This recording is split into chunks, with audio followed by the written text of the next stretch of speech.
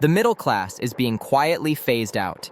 They're not collapsing it, they're replacing it. Something doesn't feel right. If you feel like you're doing everything right but still falling behind, this video might explain why. You work hard, you follow the rules, you plan, budget, save, and try to be responsible. And yet life feels tighter every single year. Not dramatically worse, not a sudden collapse, just harder. Less margin, more stress, more risk, more pressure. You earn more on paper, but it doesn't feel like progress. You move faster, but you don't get ahead. You work harder, but the finish line keeps moving. This isn't a personal failure. This isn't bad luck. This isn't because people suddenly became lazy or irresponsible. This is structural. The middle class is not collapsing. It is being quietly phased out. And the most unsettling part is this. Most people won't realize it until it's already happened to them. Chapter 1. What the middle class used to be. To understand what's happening, we need to be clear about what the middle class actually was. Not a lifestyle, not a vibe, not a political talking point. The middle class was a buffer between poverty and wealth, between chaos and security, between survival and freedom. For decades, the middle class had predictable incomes, stable employment, affordable housing, savings, pensions, time. Most importantly, it had margin for error. One income could support a household. One emergency didn't mean disaster. One bad year didn't destroy your future. People could plan long-term. They could take risks. They could say no. That buffer is what created stability in society, and that buffer is now being removed. Chapter 2. The buffer is gone. The clearest sign that the middle class is being phased out is this. There is no room for mistakes anymore. One missed payment matters. One unexpected bill hurts. One short gap in employment causes panic. People aren't living badly. They're living fragile lives. Everything works, as long as nothing goes wrong. But life always goes wrong eventually. A healthy middle class absorbs shocks. Today's version transmits them instantly. That's not resilience. That's precarity. And precarity changes behavior. People become risk-averse. They become compliant. They become afraid to stop, rest, or push back. Chapter 3. Why wages no longer matter. People are often told, just earn more, get a raise, upskill. But here's the uncomfortable truth. Wages no longer determine security. Why? Because the things that matter most have inflated faster than income. Housing, energy, food, insurance, healthcare, education. This is not accidental inflation. This is asset inflation. If you already own assets, inflation works for you. If you don't, inflation quietly locks you out. The middle class used to be able to join asset ownership. Now, they are expected to rent life forever. You don't buy a home. You buy access to debt. You don't build security. You manage exposure. Chapter 4. Debt replaced prosperity. In the past, debt was a tool. Today, debt is a requirement. Credit cards to survive, car finance to commute, student loans to work, mortgages that last half a lifetime.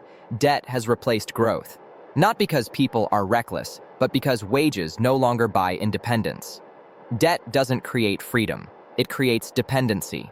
A dependent population is predictable, and predictability is extremely valuable to systems. When people can't afford to stop working, they don't resist. When they can't afford disruption, they accept instability. Chapter 5. The two-class system. Emerging. We are no longer heading toward a simple, rich versus poor world. We are moving into something more subtle and more permanent. Asset owners. Asset renters. If you own assets, inflation works for you. Debt is leverage. Risk is manageable. If you don't, inflation works against you. Debt is survival. Risk is existential. The middle class used to be the bridge between these groups. Now the bridge is being dismantled, plank by plank. Chapter 6. Risk has been pushed downwards. Another key sign of the phase-out is this. Risk has been transferred from institutions to individuals. In the past, companies carried risk, governments absorbed shocks, systems protected stability. Today, workers carry risk, households carry risk, individuals carry risk, zero-hour contracts, Temporary work, gig economies, uncertain pensions. Flexibility sounds positive until you realize who benefits. Stability used to be the reward for participation. Now, instability is the default condition. Chapter 7: Why Everything Feels Psychological Burnout. Anxiety, constant pressure, the feeling that you can never stop. This is not a personal weakness. It is financial stress disguised as mental health issues. When people live without margin, their nervous system never relaxes. There is no off switch. The middle class used to provide psychological safety. Remove that, and society becomes exhausted, anxious, and compliant. Chapter 8: Why No One Talks About This Openly. You'll notice something strange. Politicians rarely talk about the disappearance of the middle class, honestly. Media avoids framing it this way. Corporations benefit from the shift. Why? Because acknowledging it would require admitting that. The system no longer serves stability. Growth is being extracted, not shared. Security is being replaced with compliance. Silence is not ignorance. It is part of the transition. Chapter 9: This is not a collapse. This is critical to understand. This is not a crash, not a revolution, not a sudden reset. It is a managed transition, slow, predictable, controlled.